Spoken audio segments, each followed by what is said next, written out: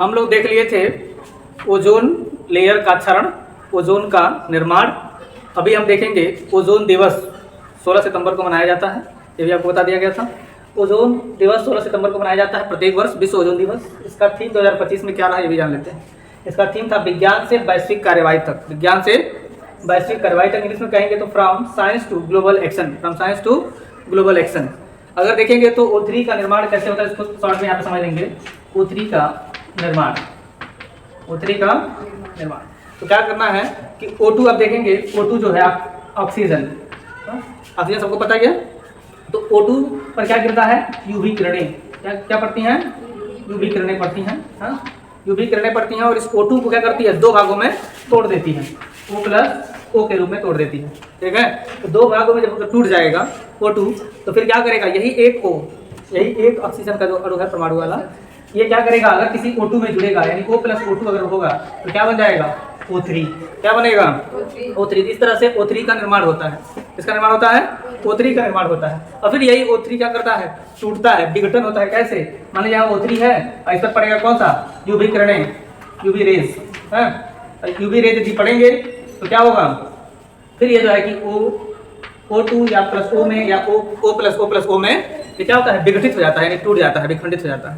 तो इस तरह से निर्माण होता है। इस तरह से क्या होता है, विघटन भी होता है, O2 का O3 में और O3 का O2 में या O में, ऑक्सीजन में। ठीक है, तो इस तरह से देखेंगे आप लोग। तो इसका निर्माण और विघटन, इसी को बचाने के लिए विश्व ओजोन दिवस मनाया जाता है हर साल। हम लोग पढ़ चुके हैं कि विश्व ओजोन दिवस मनाया जाता है। किससे निकलता है, कैसे, भी हमने बता दिया आपको कि ओजोन जो समाप्त करता है, यानी ओजोन का जो क्षरण करता है, वो गैसें होती हैं CFC। कौन होता है, CFC। क्लोरोफ्लोरोकार्बन लिख सकते हैं आप लोग कहीं भी, CFC। हम यहाँ लिख देते हैं CFC। हाँ, लिख लीजिए क्लोरोफ्लोरोकार्बन। तो क्लोरोफ्लोरोकार्बन जो गैस है ये निकलता किससे है, ये निकलता है AC से। किससे, AC से, रेफ्रिजरेटर से। किससे, रेफ्रिजरेटर। और किससे, सोफा से। किससे, सोफा से। तो इन सब से निकल करके ये जब जाता है वायुमंडल में, समताप मंडल में स्थित, समताप मंडल में स्थित ओजोन के लेयर को क्या करता है, पतला कर रहा है। क्या कर रहा है, पतला कर रहा है। तो इसको बचाने के लिए अंतर्राष्ट्रीय स्तर पे क्या किया गया है, बहुत सारे प्रयास किए गए हैं। देखिए, ओजोन क्षरण नियंत्रण हेतु अंतर्राष्ट्रीय प्रयास, उसी में से कुछ प्रमुख प्रयास हम आपको यहाँ दिखा रहे हैं। सबसे पहले हुआ था वियना कन्वेंशन। वियना कन्वेंशन, देखिए वियना एक राजधानी है ऑस्ट्रिया की। किसकी, ऑस्ट्रिया की राजधानी है, ऑस्ट्रिया की राजधानी है, मध्य यूरोप में स्थित है। कहाँ स्थित है, मध्य यूरोप में स्थित है, डेन्यूब नदी के किनारे है। ठीक है, तो ये जो है कि वियना है। और यहाँ पे वियना कन्वेंशन हुआ था, एक बैठक हुआ था, वियना सम्मेलन। और इसमें देखेंगे आप लोग तो 1985 में हुआ था। और इस पर साइन कब किया था भारत ने, 1991 में। यही चीज पूछा जाता है कि भारत ने वियना कन्वेंशन पर साइन कब किया था, तो बताएंगे 1991 में साइन किया था। क्यों हुआ था तो हम बताएंगे, ओजोन क्षरण के नियंत्रण के लिए ये सब कन्वेंशन हुआ था, सम्मेलन हुआ था, बैठक हुआ था। और उसके बाद से देखिए मॉन्ट्रियल प्रोटोकॉल कब हुआ था, 16 सितंबर 1987 को। देखिए यही 16 सितंबर 1987 क्या बन गया, विश्व ओजोन दिवस मनाने का फैसला लिया गया था इसी बैठक में। देख रहे हैं ना, 16 सितंबर 1987 से मनाया जाता है क्या, विश्व ओजोन दिवस। और भारत ने साइन कब किया मॉन्ट्रियल प्रोटोकॉल पर, 1992 में। 1992 में भारत ने इस पर हस्ताक्षर कर दिया, साइन कर दिया। तीसरा देखेंगे किगाली समझौता हुआ था। किगाली समझौता कहाँ है, रवांडा एक देश है मध्य अफ्रीका में। कहाँ, मध्य अफ्रीका में स्थित एक देश है, अफ्रीका महाद्वीप में, रवांडा। उसी का किगाली राजधानी है। एक सबसे बड़ा शहर है वहाँ का। वहीं पर ये समझौता हुआ था, किगाली समझौता। कौन समझौता हुआ था, किगाली समझौता हुआ था। इसमें देखेंगे आप लोग, ये 2016 में हुआ था, अक्टूबर 2016। 197 देश इसमें क्या किए थे, साइन किए थे। 197 देश क्या किए थे, इसमें भाग लिए थे। और इसमें HFC जो गैस है, HFC श्रेणी, HFC मतलब हाइड्रोफ्लोरोकार्बन। देखिए HFC हाइड्रोफ्लोरोकार्बन, इस श्रेणी के जो ग्रीन हाउस गैसें हैं। ग्रीन हाउस गैसें कौन है, अभी हम बता देंगे आपको ग्रीन हाउस गैसें कौन है। ठीक है, फिलहाल अब यानी कि जो ग्रीन हाउस गैसें हैं उनके उत्सर्जन को क्या करने के लिए, कम करने के लिए ये समझौता किया गया था। कौन समझौता, किगाली समझौता। कौन समझौता, हाँ। और इसमें एक और फैसला लिया गया था कि जो भी ग्लोबल वार्मिंग होता है, वैश्विक तापन हिंदी में कहते हैं ग्लोबल वार्मिंग, तो ग्लोबल वार्मिंग के लिए जिम्मेदार गैसों को भी इसमें शामिल किया गया था। कि कौन कौन सी गैसें ग्लोबल वार्मिंग के लिए क्या है, जिम्मेदार है, उसको भी किसमें शामिल किया गया, ग्रीन हाउस गैसों में। ठीक है, तो अभी हम सब समझेंगे, जानेंगे और इसमें समझौता हुआ था ये 3। आइए सबसे पहले देखते हैं ग्रीन हाउस इफेक्ट क्या होता है। ग्रीन हाउस प्रभाव, इसको हिंदी में कहते हैं हरित गृह प्रभाव। हाँ, ये क्या होता है ग्रीन हाउस प्रभाव? सबसे पहले इसको ग्रीन हाउस इफेक्ट समझ लेते हैं। हाँ, उसके बाद हम समझेंगे इसका जो है कि परिणाम क्या है, समाधान क्या है, और कुछ ग्रीन हाउस गैसों का नाम भी हम देखेंगे। ठीक है, सबसे पहले समझिए ग्रीन हाउस। तो अगर नोट करना चाहे तो नोट कर ले सकते हैं इसमें 2 लाइन ना, कि हमारी सतह पर सूर्य की रोशनी आती है। हमारी सतह पर क्या आती है? सूर्य की रोशनी आती है, और सतह को क्या करती है? वो गर्म करती है। ये हमारा पृथ्वी है, पृथ्वी का ये सतह है। तो सतह पर क्या आएगा? सूर्य की रोशनी आएगी। ये सन है, ये अर्थ है, इस पर आएगी सूर्य की रोशनी, और ये सतह को क्या करेगी? गर्म करेगी। ठीक है, और सतह जब गर्म हो जाएगा, और फिर यही धरती क्या करेगी? इसी गर्मी को पुनः वापस भेजती है। पुनः क्या करती है? वापस भेजती है। ध्यान रखने इस बात को। तो जब ये गर्मी वापस भेजती है, लेकिन क्या होती है कि यहाँ पे कुछ गैस स्थित है वायुमंडल में, है ना, और यही वायुमंडल में स्थित गैसें क्या करती हैं? इस गर्मी को रोकती हैं। इस गर्मी क्या करती हैं? रोकती हैं, ऊपर जाने नहीं देती हैं, वापस धरती पर भेज देती हैं। क्या करती हैं?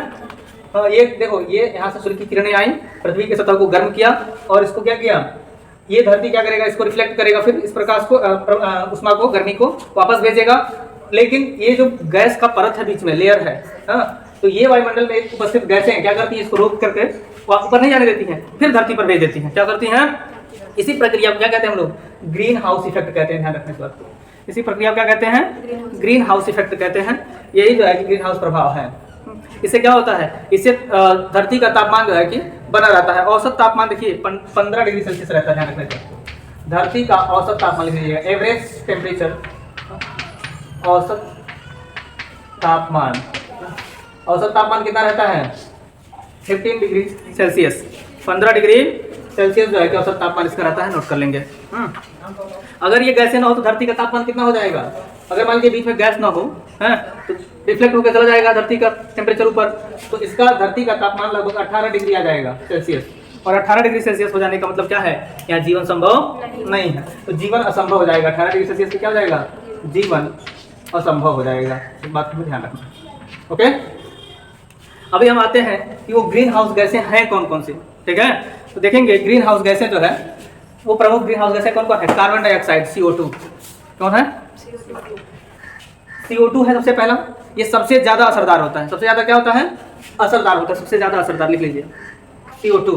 हाँ, किस मामले में सबसे ज्यादा असरदार कौन होता है? CO2 होता है। ये कैसे निकलता है? जितने भी जीवाश्म ईंधन होते हैं, फॉसिल फ्यूल बोलते हैं, फॉसिल फ्यूल्स, तो जीवाश्म ईंधन से ये निकलते हैं। जीवाश्म ईंधन को क्या करते हैं? जलाया जाता है। जब भी हम जीवाश्म ईंधन को जलाएंगे, उसमें से क्या निकलेगा? CO2। ठीक है, अभी बात करते हैं दूसरा नंबर पे मीथेन। मीथेन, हाँ, मीथेन को CH4 इसका रासायनिक सूत्र है, इसका CO2 है, इसका CH4 है रासायनिक सूत्र।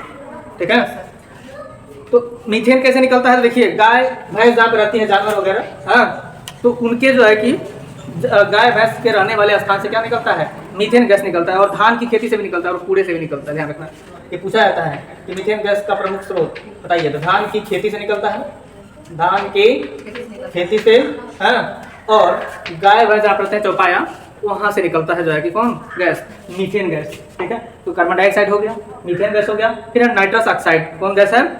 हाँ, ये जो है कि देखेंगे तो कृषि से संबंधित जो होता है ना, फर्टिलाइजर्स वगैरह, फर्टिलाइजर्स जो उद्योग होते हैं, वहाँ से निकलता है कौन सा? Nitrous oxide gas. कौन गैस? हाँ, फर्टिलाइजर से निकलता है नाइट्रस ऑक्साइड। फिर भी है ओजोन, O3। तो O3 आपको मैंने बता ही दिया है। हाँ, अब देख लेते हैं क्लोरोफ्लोरोकार्बन। ये भी हमने आपको बता दिया है, AC है, फ्रीज है, ये सब चीज़ों से निकलता है। और लास्ट है छठवां, वाटर वेपर। इसको हिंदी में कहते हैं जलवाष्प। क्या कहते हैं? जलवाष्प। जलवाष्प। ये प्राकृतिक रूप से सबसे ज्यादा प्रभाव डालने वाली गैस है। ये प्राकृतिक रूप से सबसे ज्यादा प्रभाव डालने वाली गैस कौन है? जलवाष्प है। ध्यान रखना इस बात को। हाँ, तो सबसे पहले हम देख लेते हैं, इसको याद करने का एक शॉर्ट ट्रिक भी है, बताया था आपको एक बार। मीना का जलवा याद कर लेते हैं। मीना का जलवा, जलवा, मीना का जलवा। तो नी से मीथेन, ना से नाइट्रोसाइड, मीना का जलवा, और देखा से कार्बन डाइऑक्साइड, जलवा से जलवाष्प। इतना तो याद हो गया ना प्रमुख। तो प्रमुख ग्रीन हाउस गैसों का है नाम याद रखना है, तो इस ट्रिक से याद कर लेंगे, याद हो जाएगा। मीना का जलवा, methane, nitrous oxide, carbon dioxide, जलवाष्प। ठीक है, अभी हम समझ लेते हैं ग्रीन हाउस इफेक्ट क्या है। तो ग्रीन हाउस इफेक्ट क्या है? एक प्राकृतिक प्रक्रिया हम लोग देखें, एक नेचुरल जो है कि एक प्रोसेस है जो हो रहा है सारा ग्रीन हाउस। ये जीवन के लिए जरूरी है, क्योंकि पृथ्वी का सतह टेम्परेचर जो है क्या रहे, एक नियत रहे, हाँ, एक औसत तापमान 15 डिग्री बना रहे। इसके लिए क्या जरूरी है? ग्रीन हाउस इफेक्ट जरूरी है ना। ये एक प्राकृतिक प्रक्रिया है, नेचुरल प्रोसेस है। ठीक है, लेकिन इंसानों ने क्या कर दिया धरती पर, देखिए धरती पर इंसानों ने क्या कर दिया, जो CO2 है या CH4 है, हाँ, या जो भी N2O है, या CFC गैस है, इसको इतना ज़्यादा बढ़ा दिया है कि ये धरती क्या हो रहा है, ज़्यादा गर्म होता जा रहा है। धरती क्या हो रहा है, ज़्यादा गर्म होता जा रहा है। और यही कारण है कि क्या हो रहा है, ग्लोबल वार्मिंग का खतरा बढ़ रहा है। किसका खतरा बढ़ रहा है, ग्लोबल वार्मिंग, ध्यान रखना, ग्लोबल वार्मिंग। तो ग्लोबल वार्मिंग को हिंदी में कहते हैं वैश्विक तापन। क्या कहते हैं, वैश्विक तापन। वैश्विक तापन। तो उससे पूछा जाएगा कि बताइए वैश्विक तापन के लिए जिम्मेदार गैस कौन सा है, तो यही सब ग्रीन हाउस गैसें हैं, जो ज़्यादा मात्रा में बढ़ जा रहा है, तो ये नुकसान भी कर रहा है। कम रहता तो सही रहता, लेकिन यही जब ज़्यादा हो जाएगा तो नुकसान करेगा, ठीक है। तो ग्लोबल वार्मिंग का सबसे प्रमुख कारण अगर आपसे कोई पूछे, सबसे प्रमुख कारण कौन है, तो CO2 है। कौन सा है, CO2 है, ये आपको बताना होगा, ठीक है। परिणाम देखिए क्या होगा, ये बढ़ेगा तो ग्रीन हाउस गैसेज क्या परिणाम होगा, या ग्लोबल वार्मिंग बढ़ेगा तो क्या परिणाम होगा, धरती का औसत तापमान क्या हो जाएगा, बढ़ने लगेगा। तो औसत तापमान है ना 50 डिग्री, तो 50 डिग्री से क्या होगा, तापमान बढ़ने लगेगा, टेम्परेचर बढ़ने लगेगा। तो हिमालय और आर्कटिक की बर्फ पिघलने लगेगी, तो औसत तापमान बढ़ेगा। नोट करिए, औसत तापमान बढ़ने लगेगा। दूसरा, हिमालय और आर्कटिक की बर्फ पिघलने लगेगी।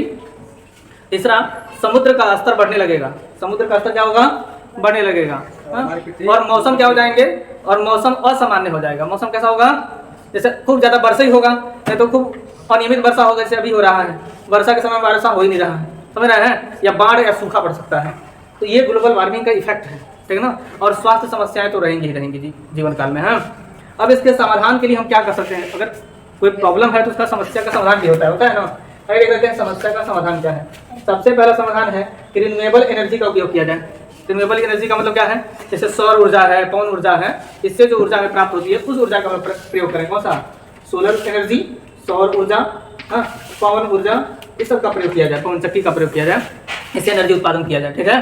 ज़्यादा से ज़्यादा सोलर पैनल का प्रयोग करें, सोलर लाइट का प्रयोग करें, ठीक है। सौर ऊर्जा का प्रयोग ज़्यादा किया जाएगा तो क्या होगा, ये रिन्यूएबल एनर्जी है, क्योंकि ये एनर्जी क्या होगा, खत्म नहीं होने वाला है, इसको फिर दोबारा इस्तेमाल किया जा सकता है। रिन्यूएबल वही बोलते हैं इसको हम क्या कर सकते हैं, वह ऊर्जा जिसका बार बार उपयोग किया जा सके, ठीक है, दोबारा इस्तेमाल किया जा सके, उसको बोलते हैं रिन्यूएबल एनर्जी। इसके बाद हम देखेंगे पब्लिक ट्रांसपोर्ट का प्रयोग किया जाए। पब्लिक ट्रांसपोर्ट मतलब जी ऐसे ट्रांसपोर्ट के साधन जिसका उपयोग सार्वजनिक रूप से होता है, उसको क्या बोलते हैं हम लोग, पब्लिक ट्रांसपोर्ट। जैसे बस है, ट्रेन है, हाँ, इस तरह के जो है कि साधनों का उपयोग किया जाए, ना कि सिंगल, अब क्या एक आदमी है 4 गाड़ी है, हाँ, कारें बहुत सारे में तो 4 कारें लोग रखते हैं, ठीक है, बड़े पैसे वाले लोग हैं। एक नेता आते हैं तो उनके साथ 10 लोग 20 गाड़ी ऐसे जाता है आगे पीछे, उसमें भले एक आदमी बैठा हो या केवल ड्राइवर ही चला रहा हो, हाँ। तो ये क्या है, बस वो दिखाते हैं अपना जलवा दिखाते हैं वो भी, हाँ। और जलवा के चक्कर में क्या कर देते हैं, पूरे जो है कि वायुमंडल को क्या कर रहे हैं, गर्म करते जा रहे हैं, पृथ्वी को गर्म करते जा रहे हैं। तो ये भी जो है कि हम क्या करें, पब्लिक ट्रांसपोर्ट का उपयोग करें, न कि सिंगल यूज गाड़ी का प्रयोग करें। मतलब अकेले आए इस तरह का नहीं, एक आदमी 2 आदमी अगर जा सकते हैं एक गाड़ी से, तो 2 आदमी बैठ के जाएं, ठीक है। इसके अलावा तीसरा नंबर देखेंगे, इलेक्ट्रिक व्हीकल का प्रयोग करें। इलेक्ट्रिक जो भी गाड़ियाँ हैं उसका प्रयोग करेंगे तो क्या होगा, किसी प्रकार के ग्लोबल वार्मिंग का खतरा नहीं होगा। फिर प्लांटेशन करें, ज़्यादा से ज़्यादा पौधे लगाएं, वृक्षारोपण करें, है। अभी उत्तर प्रदेश सरकार करोड़ों पौधा लगवाया है ना। तो ये पौधारोपण भी होना जरूरी है कि नहीं है। तो देखिए एनर्जी कंजर्वेशन करें, यानी कि ऊर्जा का बचत भी करें। ऊर्जा का क्या करें, बचत करें, हाँ, ईंधन का इस्तेमाल कम करें, कम बिजली खर्चा करें। तो इस तरह के जो है कि हम लोग प्रयोग करें। चौथा है CFC और प्लास्टिक बर्निंग को बंद करें, हाँ, CFC उत्पादन को कम करें, प्लास्टिक जो जलाते हैं उसको कम करें। तो ये सबसे क्या हो जाएगा, ग्लोबल वार्मिंग जो है या वैश्विक तापन कम होगा, हाँ। इसका कारण हम बताएं आपको क्या है, फॉसिल फ्यूल जलाना अत्यधिक मात्रा में, इससे कार्बन डाइऑक्साइड उत्पन्न होता है, हाँ। और क्या होता है, ध्यान रखिएगा, वनों की कटाई करते हैं, डिफॉरेस्टेशन करते हैं, वनों की कटाई, लिख लीजिए यहाँ पे। ग्लोबल वार्मिंग का प्रमुख कारण क्या है, वनों की कटाई, खूब वन काटा जा रहा है, जंगल काटा जा रहा है ना। औद्योगिकरण बढ़ रहा है, क्या बढ़ रहा है, औद्योगिकरण मतलब उद्योग धंधे खूब ज़्यादा बढ़ रहे हैं, ठीक ना। फैक्ट्री बन रहा है, इंडस्ट्रीज बन रहे हैं, हाँ? अर्बनाइजेशन हो रहा है, शहरीकरण हो रहा है। लोग अपने घरों को क्या कर रहे हैं, बड़ा से बड़ा घर बनाना चाहते हैं, पेड़ पौधे काट करके, जंगल काट करके क्या बना रहे हैं, घर बना रहे हैं। तो ये भी सब जो है कि फैक्ट्री का निर्माण या ये सब काम, हाँ। तो ये अर्बनाइजेशन जब होगा ना, शहरीकरण, तो शहरीकरण में भी क्या होगा, खतरा ग्लोबल वार्मिंग का रहेगा। और ओवर पॉपुलेशन, अधिक जनसंख्या भी प्रमुख कारण होता है हर बीमारी का, हाँ। सर्वाधिक इफेक्ट कौन डाल रहा है, अधिक जनसंख्या। तो लिख लीजिए ओवर पॉपुलेशन भी इसका कारण है, लिख लीजिए ओवर पॉपुलेशन, डिफॉरेस्टेशन, अर्बनाइजेशन, हाँ, और एग्रीकल्चर एक्सपेंशन, मतलब खेती में जो खेती में जो वस्तुएं जो निकलती हैं उससे, घास फूस पत्ता वगैरह, उसको क्या करते हैं, जला देते हैं। तो क्या है, उससे धुआं निकल रहा है, तो वो भी नुकसानदायक होता है। ठीक है, हो गया। सीमेंट उमेंट का जो भी निर्माण होता है उससे भी नुकसानदायक है, रिप्रोडक्शन उसका जहाँ होता है, उत्पादन, उससे CO2 निकलता है ज़्यादा। अभी हम लोग 2 पढ़ लिए थे, क्षोभ मंडल, और दूसरा हम लोग पढ़ लिए थे समताप मंडल।